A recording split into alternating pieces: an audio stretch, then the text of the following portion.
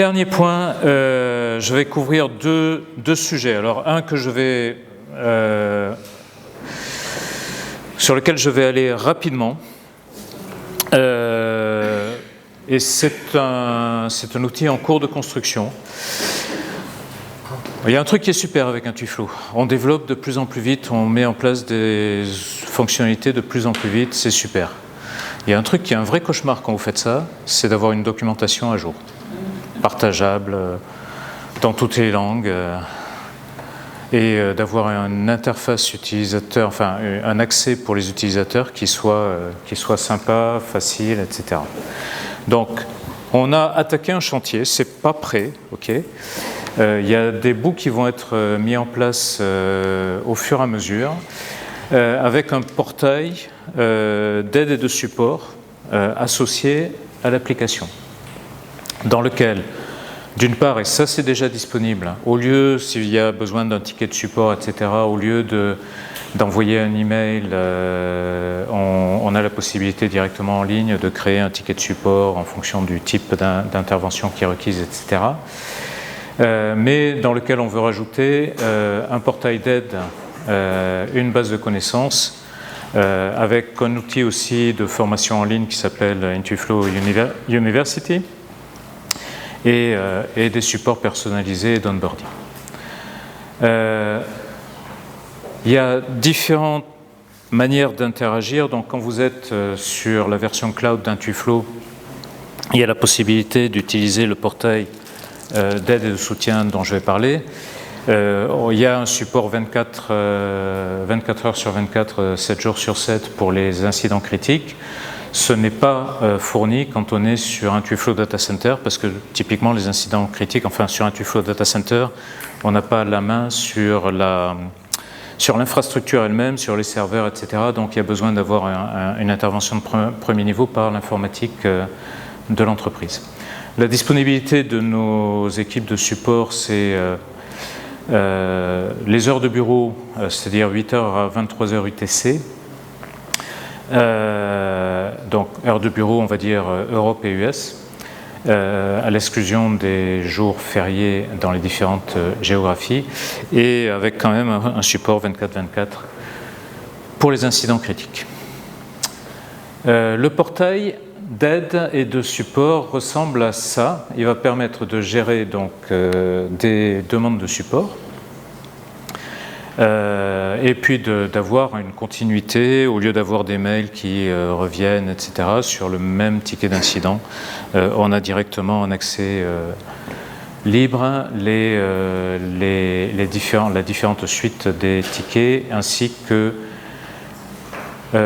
pour quelqu'un qui fait partie d'une organisation, il y a la possibilité, par exemple, je travaille chez Aptiv, je veux savoir tous les tickets qui concernent Aptiv Maroc, je peux avoir de la recherche, des choses comme ça.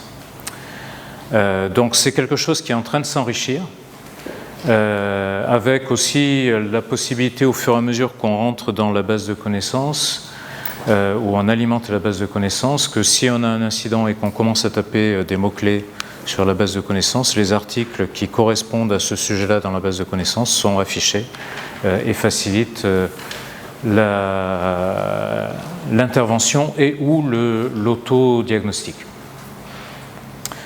Je passe là-dessus, on vous enverra des documentations pour les utilisateurs, ne vous inquiétez pas. Et voilà comment ça se passe, ça ressemble à un copilote digital, plus ou moins. Je plaisante. C'est mon exobrain qui a parlé là. Ok. La base de connaissances, donc la base de connaissances, c'est vraiment la mise à disposition. Donc aujourd'hui, on vous fournit des PDF. Il y a certains supports qui sont accessibles en ligne, mais tout ça est un peu hétéroclite et on a besoin de mieux structurer, de le mettre à disposition dans les différentes langues, etc. Donc c'est la vocation aussi de ce portail. Donc voilà par exemple, ici vous voyez pour Intuiflow Data Center Edition, voilà le guide de Data Center Edition avec la possibilité d'avoir les informations dans les différentes langues supportées, etc. C'est vraiment le début. La difficulté, c'est de générer et de maintenir le contenu. Donc, on va s'y atteler. On n'est pas encore super bien organisé pour ça, mais c'est clair que c'est quelque chose sur lequel on doit travailler. On va relier aussi ça réellement pour avoir des aides contextuelles dans l'application et que ce soit plus simple de ce côté-là. On a aussi un outil qui s'appelle Intuiflow University, qui est basé sur une technologie WalkMe, qui permet, avec un assistant, de suivre des leçons, etc. C'est disponible en anglais, en espagnol, en français. Je ne garantis pas que tout soit complètement traduit et à jour. Mais bon, voilà.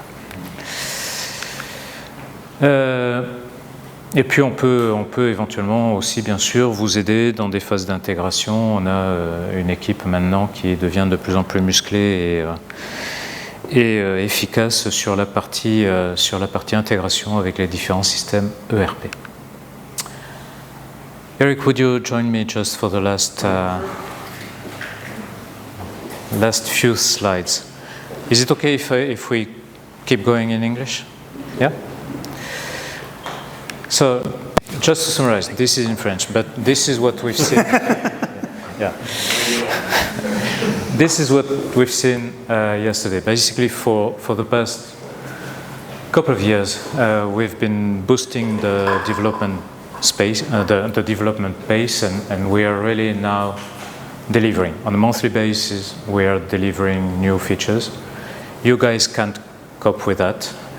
We are too fast for you to apply the updates every month. Okay.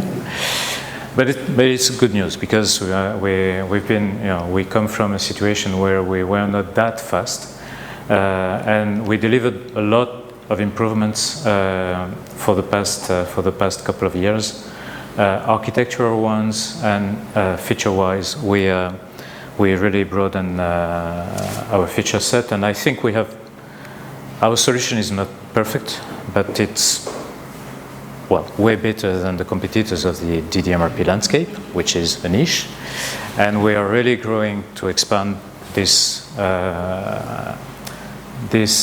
software so that Intuiflow becomes a simple, agile, resilient, if we can insert some of the concepts Walid presented this morning, solution. For the next 3 quarters, this is the roadmap. It is a forecast. The forecast is always will be agile because we have customer demands that pop up in between. Okay, so this is going to happen.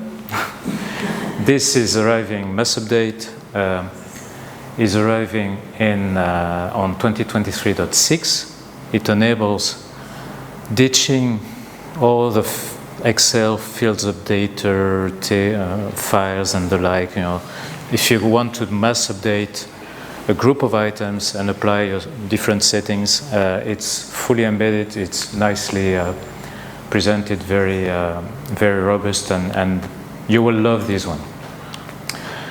We had a few clients asking for 3 years of S&OP. 18 months is not enough. People believe that 3 years out you can forecast and it makes sense, so we go ahead and do it. But still, we are including as well routing edition and parallel operations. We discussed about parallel operations this morning.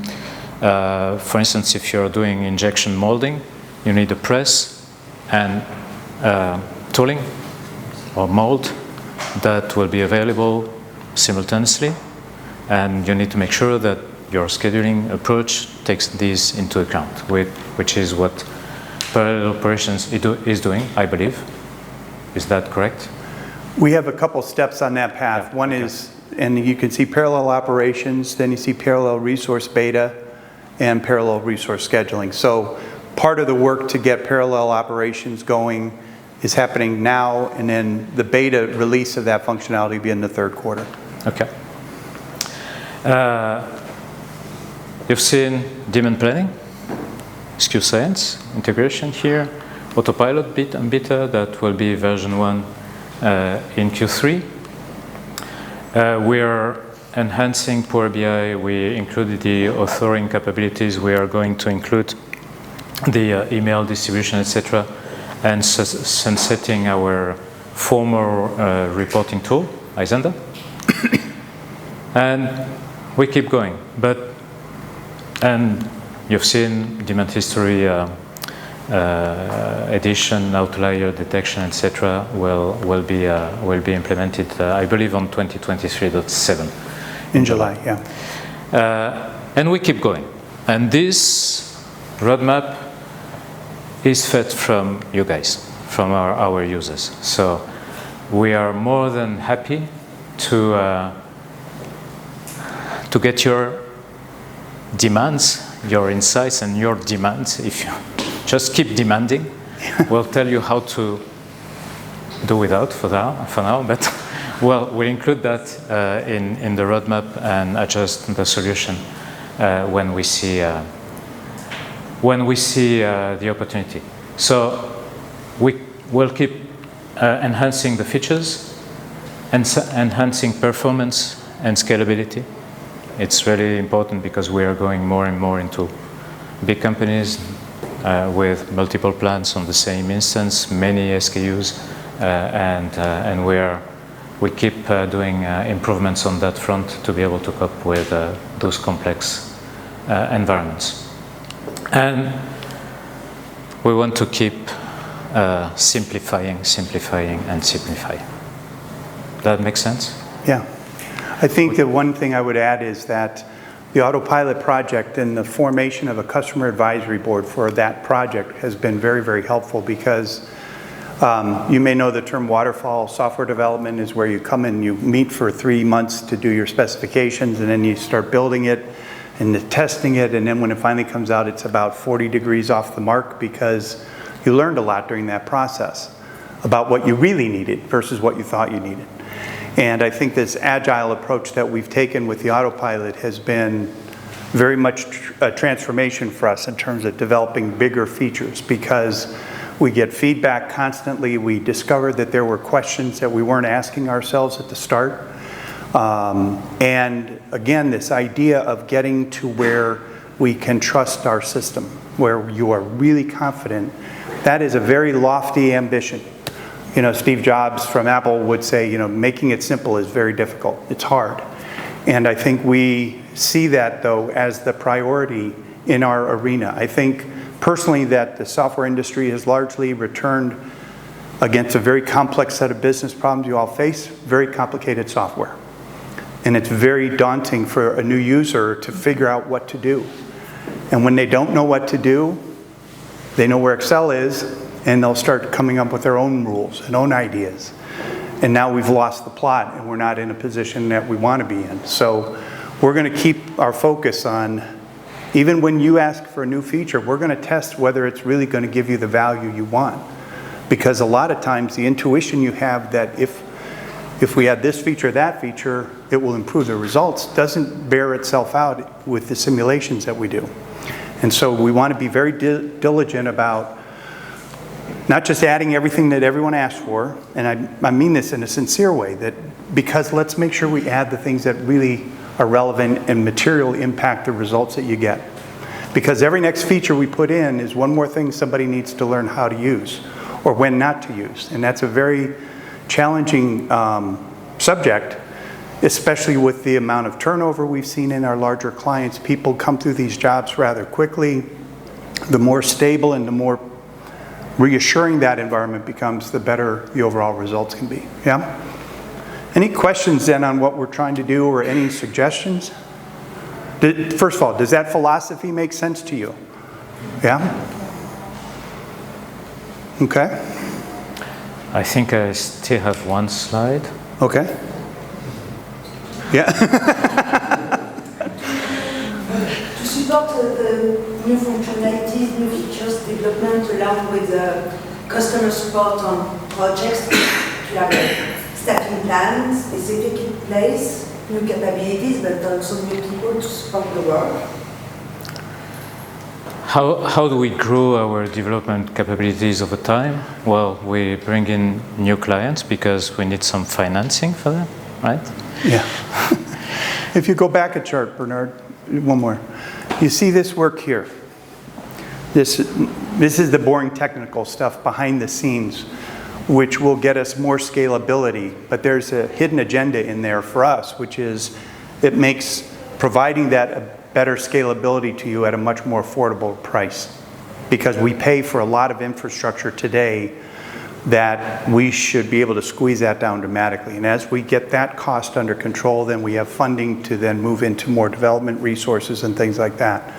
Today, we are outrunning, we're adding more features than our clients are adopting. So there's a trail of people on previous releases, right? So we think we're in good shape there in terms of the roadmap and being able to add things in a rather timely fashion. But we also think that when we get through this re-engineering work, that it gives us more financial flexibility to add and attack certain opportunities. One example here is partnering with SKU Science for the demand planning. Instead of building that ourselves, we found an ideal partner. We've got very close to finalizing our commercial arrangements with each other. And I think we leverage their expertise and their depth in an area that otherwise it would take us a long time to replicate that capability.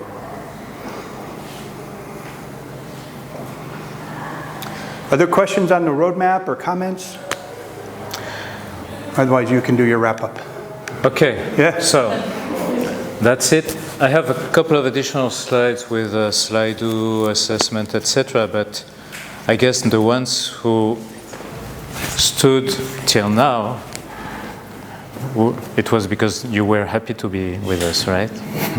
So maybe I will not ask you for the 4 stars or 5 stars or 3 stars or whatever, but I will ask you for this before we adjourn. And thank you very much again for your active participation for those 2 days. Merci beaucoup, c'était super.